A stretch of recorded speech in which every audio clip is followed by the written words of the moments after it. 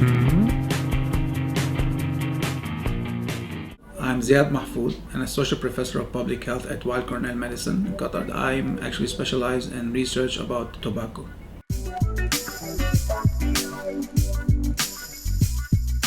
When you smoke cigarettes or shisha, some people, they say after we smoke we feel relaxed, basically because they had a lot of nicotine in their body, and then when they smoke the nicotine level goes up and then they feel relaxed.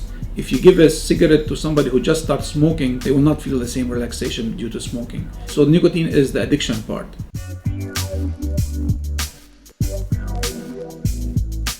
Basically, the tar has at least 40 known carcinogens, and these carcinogens cause different types of cancer. Also, smoking is associated with asthma, with upper respiratory illnesses, not to mention with erectile dysfunction among men. Even exposure to smoke for pregnant women or smoking for pregnant women is very harmful for her health and the fetus health and the pregnancy. So if I want to count the health risks of smoking, we will not finish.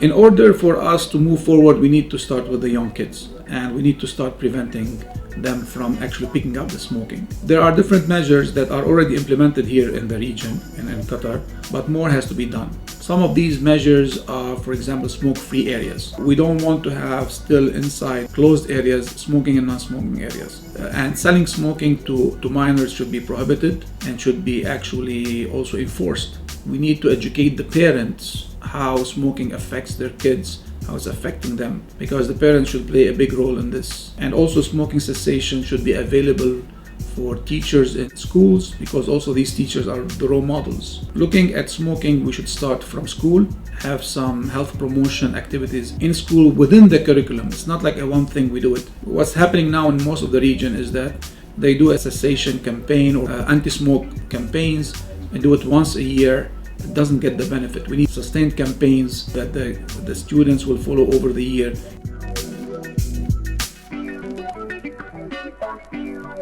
There isn't somebody who said this is going to be a smoker, this is not going to be a smoker. I think it starts usually sometimes with peer pressure from friends and things like this. Nobody is like just angry and one day he decides to start smoking because he's angry, and then smoking is going to release the stress. Again, smoking does not release stress.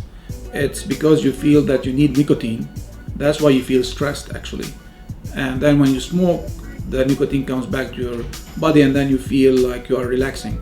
But this is the same with any addictive drug. So we need to prevent the peer pressure, we need to prevent the social pressure, and we need to educate people. These are the main things. We need to start with young kids even at the age of 8. And that's where actually interventions have been chosen to be working.